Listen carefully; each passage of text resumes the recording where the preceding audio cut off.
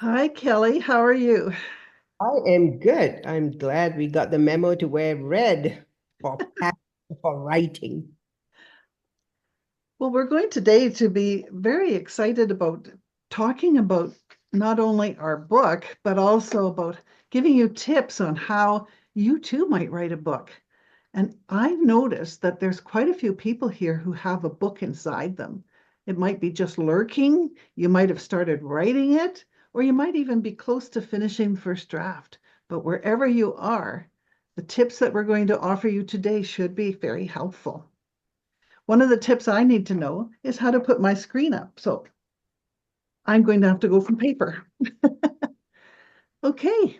So, Kelly, did you just write a book like that, or did it take you some time to figure out how to get over that hump?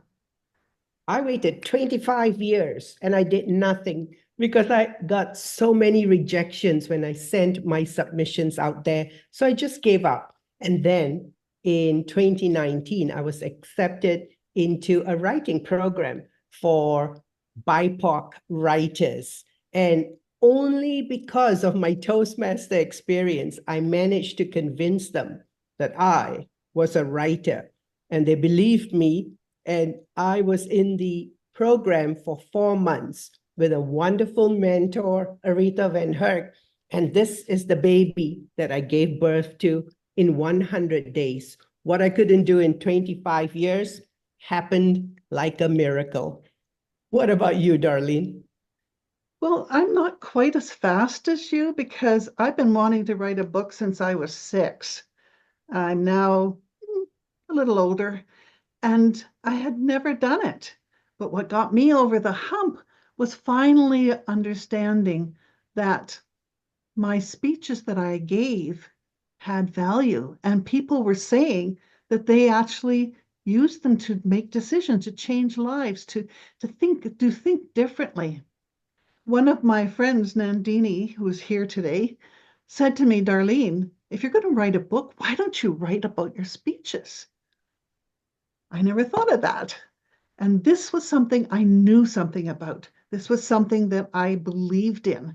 And so after I finally figured out what I wanted to write about, it took me about 6 months to write the book. That's wonderful. So you have a question for the audience, do you not? I do. I think, like most of us wonder what to write about, right? You say, I'm a writer, but I don't know where to start. Or perhaps you do. So I just want to invite you in a very brief exercise. If you have a piece of paper, pen, pencil, you want to write on your hand, or you want to type on your screen, I would like to invite you to do this 1 minute exercise that I'll start first and show you what I mean. So, what I want you to do, or what I want me to do first, is I want to say, what should I write about? Now, sadly, my father died 8 months ago. And a few days ago, I forgot. I forgot he had died. It was a very bizarre experience. And I thought, I want to write about Papa. I want to write about death. I want to write about grief. I also want to write about immigration because I'm an immigrant. How about women? Women need more power. I want to write about race, color. So, what I want you to do is in this 1 minute, just write down anything that comes to mind. What are you interested in? What are you passionate about? Or even what you're curious about? So, we'll give you a chance to do that. Feel free to also type it in the chat room if you like.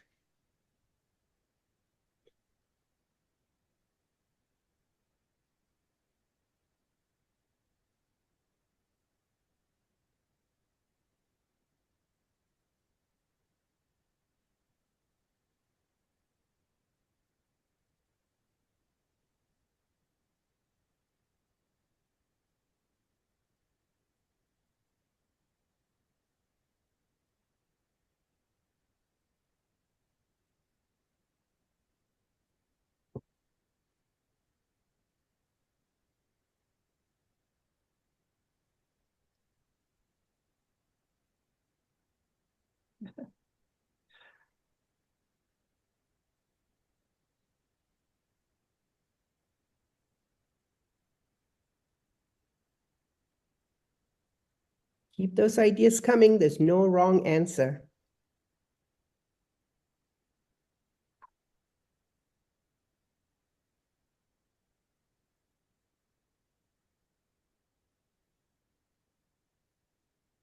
When I first started putting my book together, one of the things I found out, I didn't even realize, was that almost all my speeches were about relationships. So that was ended up being the theme of my book, relationships and belonging. So we have wisdom from grandpa, self-care, self-love, optimists, pessimists, a children's book, laptop at disadvantages. I would read that one. Awareness of certain issues. So what you can see is what you think nobody wants to read about is actually something that is intriguing, it is wonderful, it is personal, and we share it. So ironically, from my ideas about immigration and being an outsider, I actually wrote short poems and stories. And no kidding, I'm not drinking the beer. They actually appear on beer cans. I don't even drink beer. My first snowfall about immigrants experiencing snow, about an Indian woman cooking pranta, which is the Indian bread. So I didn't think that was possible, but that's what I did. I brainstormed and something came out of nothing. What about you, Darlene?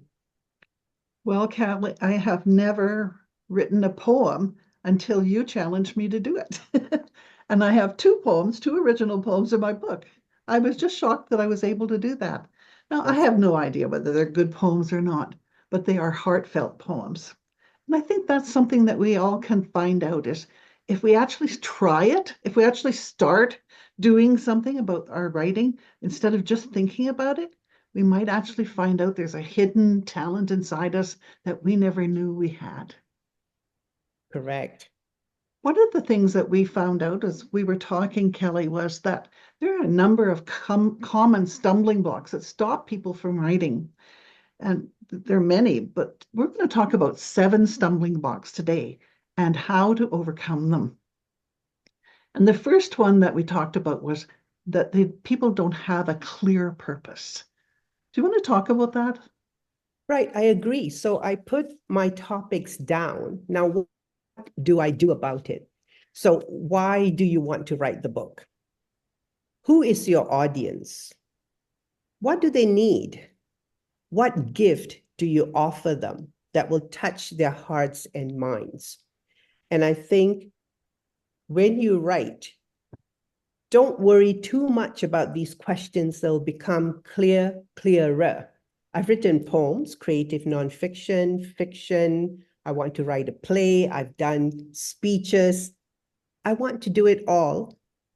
And I let the topic guide me. How about you, Darlene?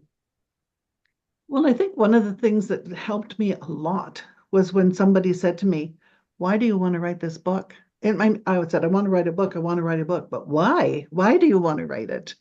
And I had to actually write that down for myself. And here's what I wrote. I want to write a book that inspires and entertains readers. Why? To bring smiles into their day and to help the reader see they're not alone and that after the tears, there's hope and then laughter. And who am I writing this for? Friends, family, Toastmasters, but really anybody who needs a smile today. When I look at the book that I've written, this is what it has accomplished. And I didn't do that alone. I had lots of people helping me. So you never are alone when you're a writer. You write by yourself, but if you get a mentor or somebody to help you, you can do it. So one tip I'm going to offer to you is to write your answers to the questions Kelly asked you. Write them down on a piece of paper. Don't lose them. Put them somewhere where you can see them. And as you're writing, just check against that so that if you get off track, you'll read the words again and you'll remember who your audience is, why you're writing this book, what you want them to take away. The second stumbling block was, and that was one for me, I don't know if it was for you, overwhelmed by the immensity of the task. You're going to write 20,000 to 80,000 to 100,000 words.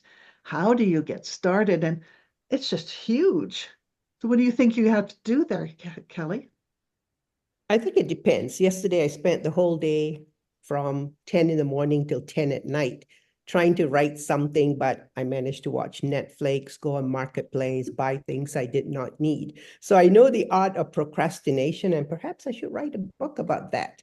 However, what I realized, for example, when I was writing my poem, I would just vomit it out. I would throw it out. And then the next day when I came back, I would change a line or two. I would play with synonyms.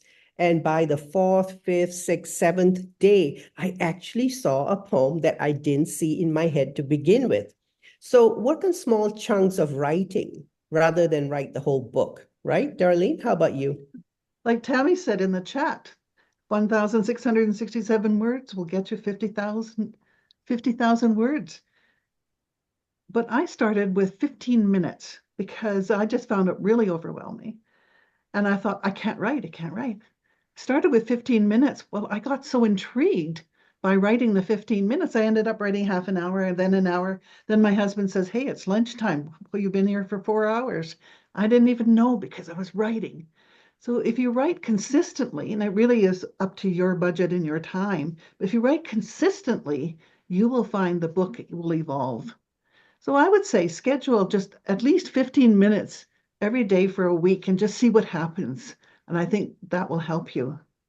But I find one thing I don't like is following all the rules. You know, people say get up at 5 in the morning, make sure you practice.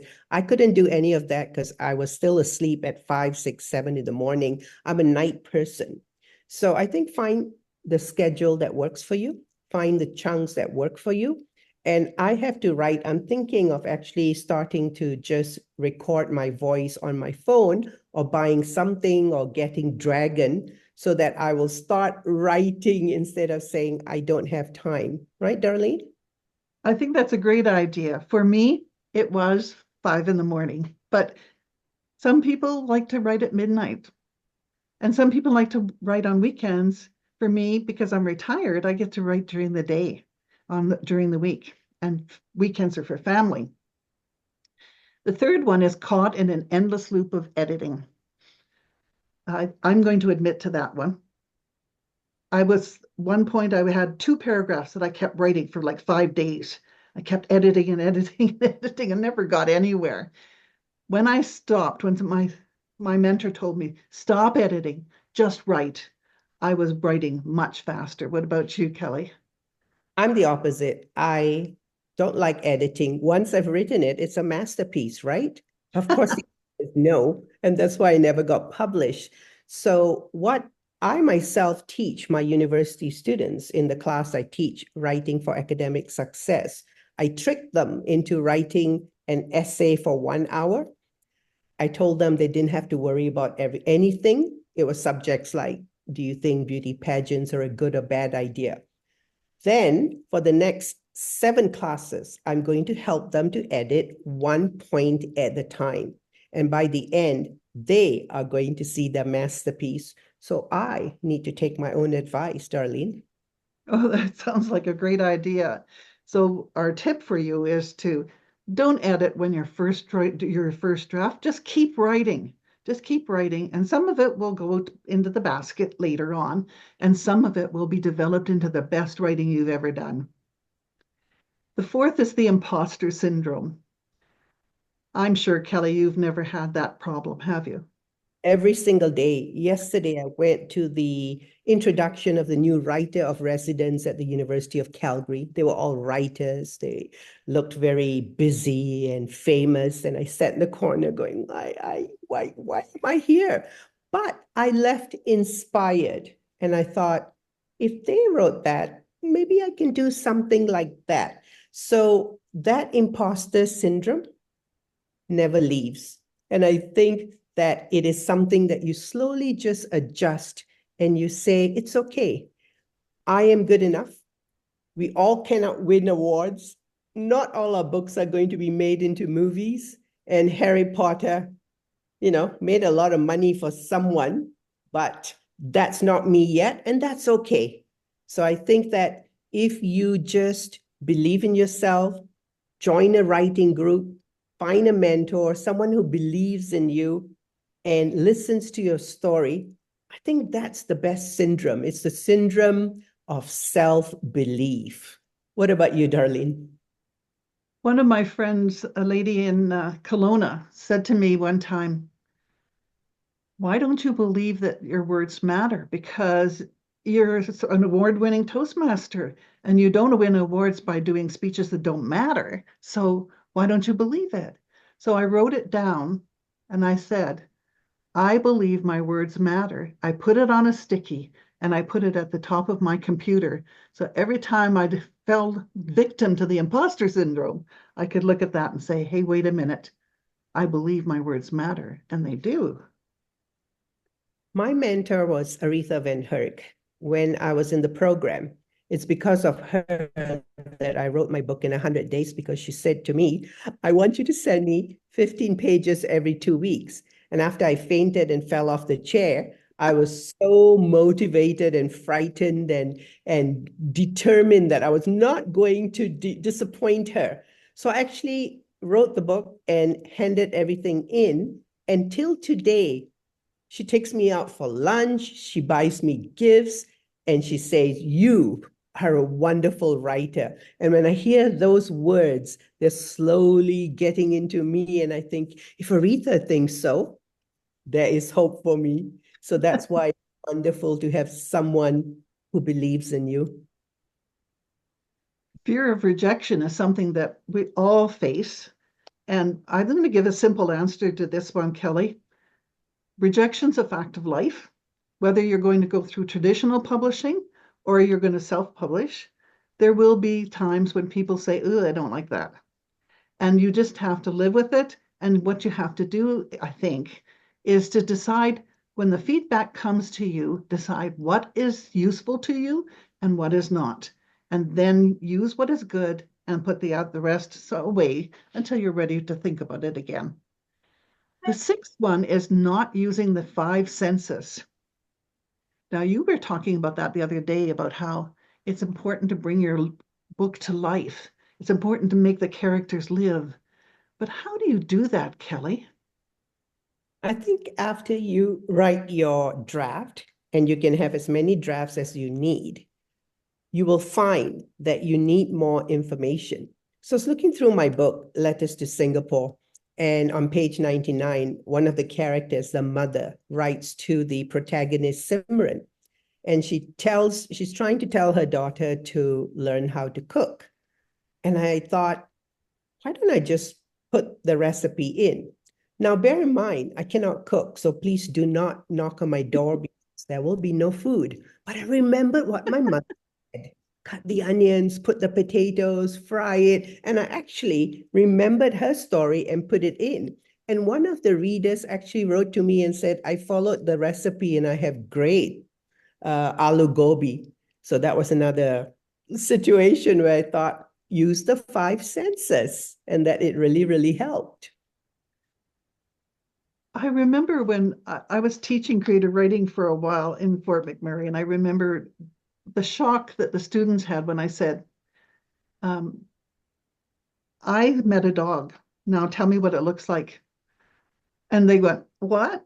But I don't have enough information. And I said, yes, that's exactly what it is. The reader needs all that information, needs to know how big it is, what color it is, why you relate to that dog, what it smells like. And those are the things that are really important using the five senses. I'll just share one thing with you in when how my story changed when I added more detail. In the storyteller, there's a piece there about a woman who is meeting her husband in World War II, just as he's coming home from war. The first version said she waited at the train station for her husband to come home. She hadn't seen him in 3 years, and she wondered if he had changed. And then the next version was suddenly Fred was standing there. Shyly, Chris looked up into his eyes. Had he changed? He dropped his duffel bag, crushed her to his chest, and with a kiss he gave hungry, sweet, familiar. That's quite different than, oh, she went about the train station and saw him. So I think those details, very carefully chosen, are really important in order for you to be able to bring your book to life, to make it sing for the audience, for the reader. You want to the reader to feel like they're really there, that they can smell it, they can see it, they can feel it. And when they do, they connect with you. And that's how you connect with the reader.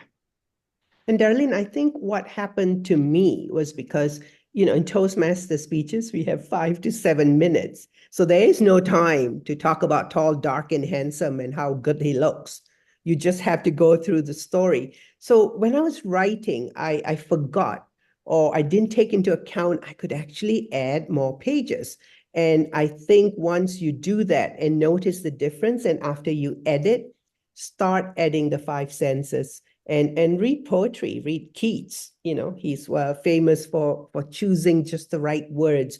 Read other writers who describe, and then get a sense of how you want to describe what you want. Exactly. One of the challenges I had is translating spoken word speeches to written form.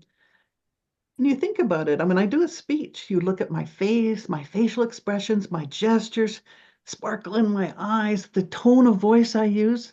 None of that is in the book unless you write it in. And you have to write all of that in for them to understand what it is that you're trying to say. The seventh one is failing to draw upon your experience or programs like Toastmasters, because you're already a writer. You're writing already. You've learned many skills. Some of the skills you already know are something like Kelly could tell you about.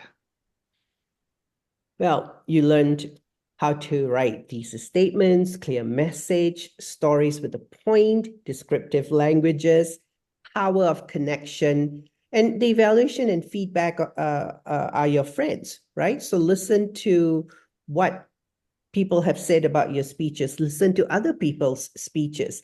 I'm always surprised and shocked and drawn in when I listened to Toastmaster speeches. And I thought, why didn't I think of that? Just a small event, something that happens in 5 minutes is a wonderful story that I used in a speech. And now I can perhaps put it in my book if I wanted to. So you are a writer. When I went for my interview for the program by the Writers Guild and the Alexander Writers Center, they interviewed 12 of us and 5 of us were chosen.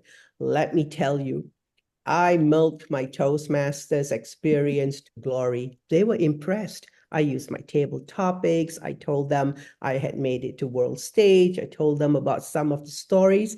When I went home, I thought, well, doesn't that mean I'm a writer? So it took some time for me to connect the disconnect that Toastmasters are writers. So you're a writer, Darlene?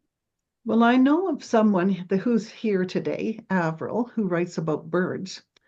She does wonderful photographs, and under each photograph, she has a description of those birds. And I'm fascinated by them because she has knowledge that I don't have. And I know that that is going to make a wonderful book if she ever writes it. So don't throw away your stories or your ideas or your speeches. Keep them in a binder, put them in a file cabinet, or keep them on the computer. They are a useful source of ideas, topics, and chapters that you might be using in writing in your book. So the summary that I want to give to you is that there are 7 stumbling blocks. There are more, but those are 7 common ones. And you can overcome them by simply recognizing them and making sure that you deal with them. So what are the 7?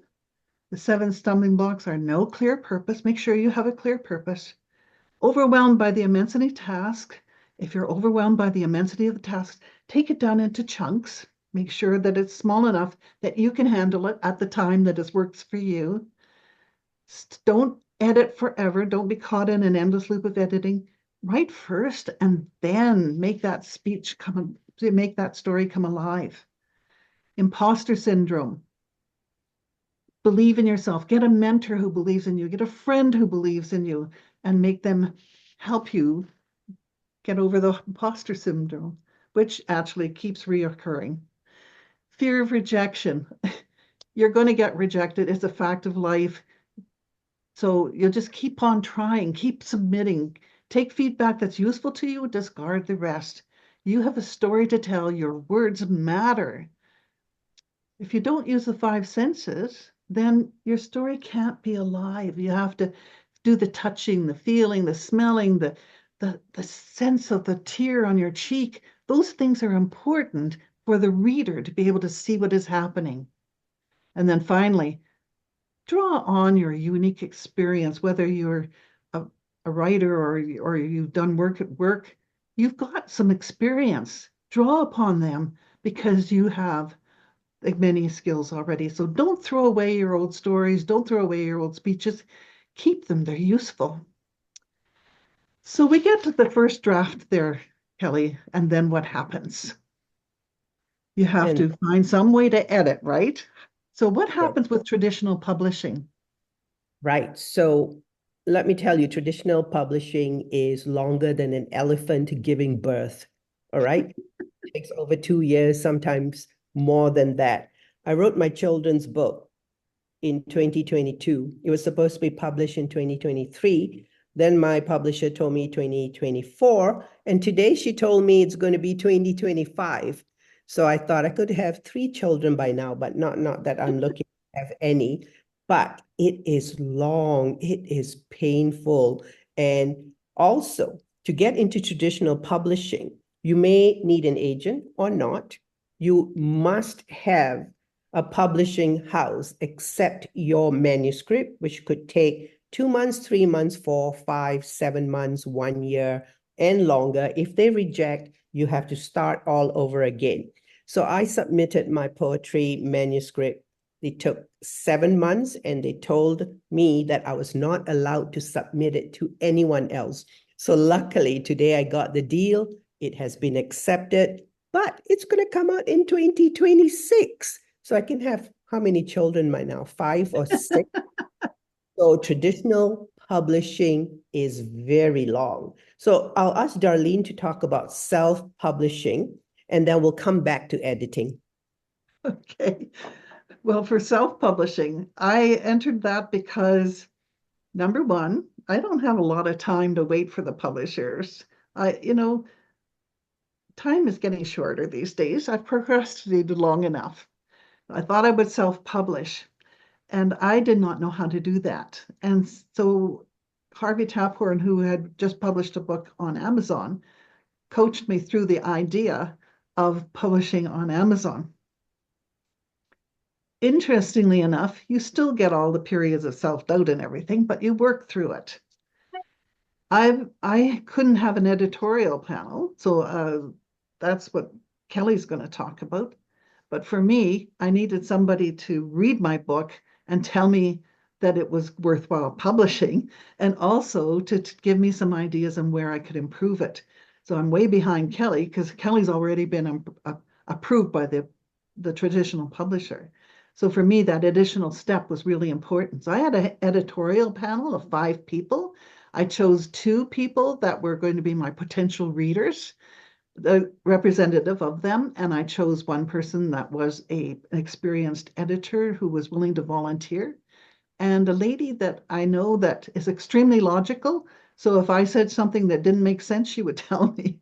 And so those people, there was another one who had the world vision of everything. And she came back and said, well, this is how it fits into history. This is how it fits into everything that's happening. And so those people gave me different perspectives, and they were able to get me a better version of my book because I was editing. But Kelly, you didn't have to do that. What happened with you with editing? So with the traditional publisher, I was very lucky that Stonehouse Publishing in Edmonton accepted my manuscript, and they gave me an editor, Lisa Murphy Lamb, who said, "This is a really nice book." And I'm like, "Yes." And then 1 month later, she said, "I lied. I want you to edit." And when she sent me the handwritten edited notes that she wanted me to fix, I fell off the chair again. There were so many suggestions, and it took me a lot of gusto to sit down and actually added 100 more pages to my book. I changed the character of the protagonist. She wanted me to make the protagonist braver and stronger. You see, those are things I couldn't see as a writer because I was done. But as the reader, as the editor, she was able to lend me her editing eye and knowledge to make those changes. And thankfully, I successfully did that. And even now, when I see the book, which I try not to because I want to edit more, but that editing process changed things around. So, of course, then you ask what happens if you don't have a traditional publisher, right? Then it gets interesting. You can pay for an editor, not cheap. You can go to the Writers Guild, WGA, look for a list of editors. You can go to Alexandra's Writers Center, join a group, join an editing group, find a mentor or two, find someone who will edit your works. So there are many different ways from free to very expensive. And having said that, I know a few people who were not happy with their editors as well. So it is a challenging game. And I think, Darlene, you did well with your circle of wonderful editors there. Well, one of the things I was very careful to do was to give them clear instructions about what I wanted from them. So I said, you're not doing the punctuation, you're not doing the grammar. I'll find somebody to do that. What I just want is the characters clear? Do you understand what's happening? All of those things. And they were wonderful about getting back to me on that. So, Darlene, is Well, I interesting. do want to tell you about the grammar and punctuation because that's really important. My sister used to work for Alberta Education, and that's one of the things she did was edit punctuation and grammar. So I had her come over. I think I'm pretty good at this. I had her come over, and for a whole afternoon, she found all the semicolons and commas and umlauts and whatever else there was that I had missed and done incorrectly. So for free, I got my sister to do the grammar and punctuation, and I had no idea how much I was missing. So when I was able to submit my document, it was accepted right away by Amazon because I had corrected all of those things. Kelly. Yes, I think I was going to say that there are different kinds of editors. There are editors who will help with your story, your storyline, and the editors who will do the copy editing. So I'm lucky because I teach university writing, so I better be good at it. And I keep telling my students that it was a long and painful process, but I actually know how to use commas and semicolons finally. And I found one of my editors did not know how to use a semicolon. And it was me. So then I had to go and check. And luckily I was right. A semicolon is like a period. And I was able to make sure that that wasn't done incorrectly. So, use whatever powers of writing that you have to your own strength. And if you don't, get help. And unfortunately or fortunately, you can always pay for it so that your book is written to your satisfaction. You can also pay for publishing by like a printing publisher, and Right. that is very expensive. So if you have a few $5,000, $7,000 free, and you just want to do that, go ahead and do that as well because it makes it a lot easier. They do the layout and everything. I did all my own layout, and one person that was knowledgeable about publishing said, "You did your own layout? I can't believe that." I had to because I didn't have $5,000 to spend on it. Right. One thing to notice that the average Canadian self-published author sells about 200 books in the lifetime of the book. Wow. So you're not going to get your $5,000 back. Sorry, guys. So just do it for love. Do it for because you want to share the information. Try to keep the cost down if you can, and make sure that it's the best thing you can do today. It doesn't have to be perfect, but the best thing that you can do today. I So, I think that you just said something really important, that you do it for yourself, because when you have editors and readers, they're going to give you so many different opinions. You know what I mean, Toastmasters, right? Change this, don't change this. You, I like this, I don't like that. At the end of the day, it is your speech, it is your book, it is your poem. So you have to go with what is important to you. And as you were saying that, Darlene, on this beer can, it's Asha meets Asha. I got my mother's name and my daughter's name on a can of beer forever. It is good. well, I didn't achieve those wonderful heights, but I do have a book. One of the things Kelly and I have been joking around about is that, well, Kelly is an intergalactic best-selling author because her book went to the moon. So I just want to let you know that I'm an international best-selling author because one person bought a book in Australia. But there you go. You just take your successes where they are. If you have an idea for a book and you're dreaming about doing that, just get started. Just start writing. Just start putting something down on paper.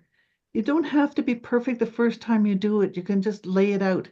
And what I found when I was writing mine was it evolved. I didn't know what the theme was, but it evolved as I understood that it was all about relationships and belonging. And some people will find their theme maybe halfway through their book. That's okay, but try to make sure that you at least know why you're writing the book and start. I believe in you. Each one of you is a unique person. Each one of you has unique ideas, and you can write a book. You might even use AI, as Irma said, but just give it a try. Now, Kelly, you and I both found out there's power in our writing. What did you find out? I found out that when I wanted to write my novel Letters to Singapore, I knew only one person would read it, my daughter, because she had no choice. She needed book for her and give her money. So when people actually started reading it, then I thought, well, how are they going to connect with someone, a Singaporean, a Chinese, a South Indian, the women who write letters to each other?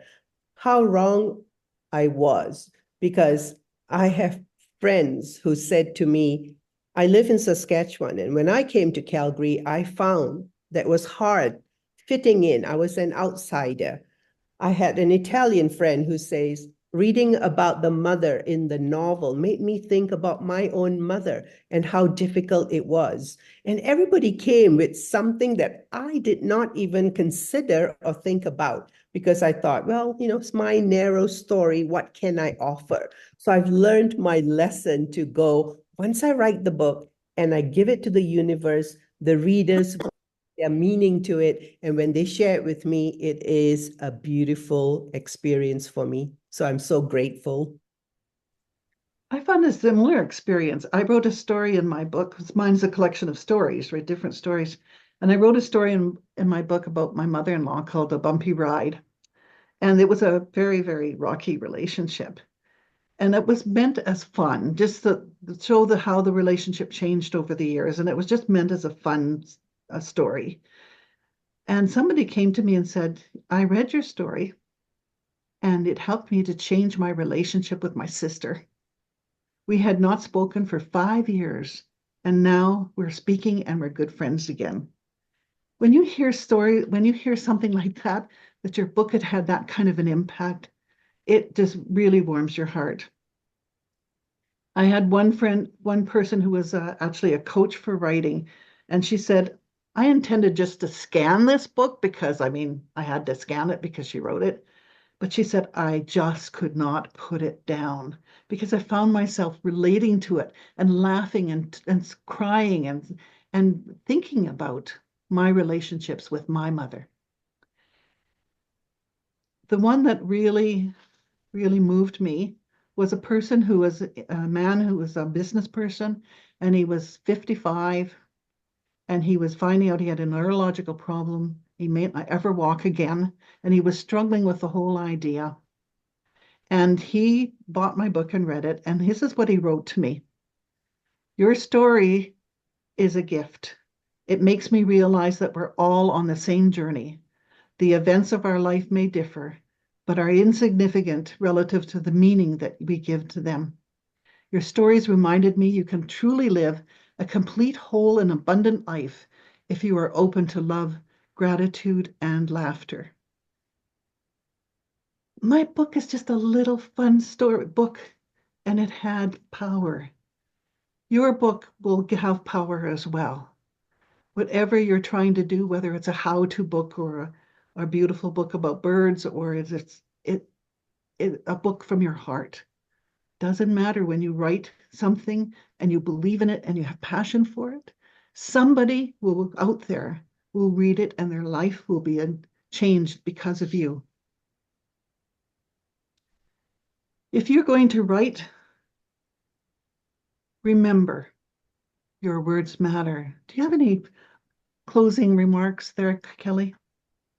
I think if I want to go back with all of you on your list, do you have a list? Were you writing a story or poem or two while we were talking? And you say, maybe this would be interesting. Because I do that with the idea of death and grief. I think it is something so universal, but my personal story might be so different from your personal story, but we can both give each other comfort and understanding about the depth of grief. So there you go. Should I write a poem? Should it be nonfiction? Should it be a story? Should it be a novel? Those are my options. So what about you? What do you think when you look at what you wrote, that one word? Is it clearly a how-to? Or now you have all the options and you say, I've never written a poem before. It's okay. I never wrote a poem before and it landed on the moon. If you told me, Kelly, don't do it, then I wouldn't be on the moon forever harassing my family and saying, I'm watching you even when I'm gone. So see how fun it is to write and to take a chance on yourself. Darlene? I can't follow that, Kelly. That's so inspiring. Thank you. I've never sent anything to the moon, but I did have an experience that really touched me. My husband doesn't read, he's not a reader at all. And he started reading my book, and he'd read like a story and then he'd put it away for a few days, then he'd read another story. He read my whole book. And he came to me one day and he says, I had written a story about our honeymoon, a funny story. And he came to me and he said, you know, I read that story about our honeymoon and I felt like I was there. You were there. He said, no, no, it was so vivid that I could see it all happening again. And to me, if people could see it happening, even my husband, then it's worthwhile. So, So we're going to be open for questions. yes, and I have a question to start the two of you off here. And this is from Vesna. Can visuals help improve reader engagement or understanding, especially in nonfiction or instructional books? Kelly. Definitely. I mean, when I teach technical writing, for example, you definitely need the diagrams, the illustrations, the visuals. Someone I'm very jealous about that I haven't read many of her books, but know a little bit is Rupi Kaur. Why did I come up with that idea? Little visuals, right? To go with creative writing. So I think some of the writing that you do will need it. Some may not, but in the world we live in, take a chance and do it, and you could be the next Rupi Kaur. Yeah. Okay. We do have new things here. Very inspiring with no height, giving a realistic picture, focusing on the right reasons to write. Thank you. And let's see. Both Kelly and Darlene are great role models for us to follow. And then we have another comment adding to that. Indeed, they are the highs and lows of writing. It doesn't have to be a lonely journey. So maybe you could expand a little bit about, did you find any of the process writing lonely, or did you have a lot of people around you when you were writing your first books? Well, I can start with that one. The only way I can write is if I'm by myself. And I did an awful lot of writing by myself, but I did not find it lonely because I was living with the stories. How about you, Kelly? It can be lonely at times. I think it is very difficult. I'm a very private person. It's my upbringing. We East Indian people, we don't talk about ourselves. So showing you my beer cans or showing you my book, I'm a bit nervous because mom said, no, don't talk about yourself. So I think writing is a lonely art. I enjoy it, but there are some people who need to join writing groups and they enjoy the brainstorming and the sharing. So go with your personality. Awesome. We got a question from Dan. What was it like when you finally held your physical book? OMG. It was like holding my baby for the first time. It just felt wonderful. Kelly? It was during COVID. My children were living with me. I pushed them out of the way and I say, meet your new baby brother, sister. And it has been like that since then because this one doesn't talk back to me. Good. And we got one here from Bridget. How did you find your mentor? In my I, case, I was I'm given sorry. one. Sorry, Darlene. In my case, I was given one. When I was accepted into the program, they say, congratulations, you're one of 5 from 12. And then they said, you got Aretha Van Herk. And I sat at my computer. I know Aretha Van Herk. I went to the University of Calgary when she was a writer professor there. And I thought, oh, she's a writer. She's so snobbish.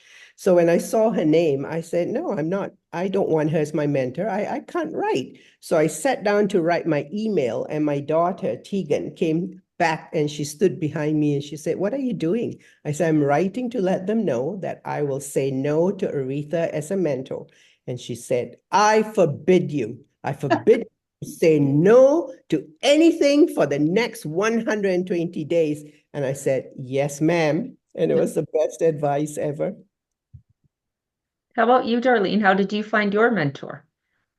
Well, I'm a very fortunate because Kelly is a friend.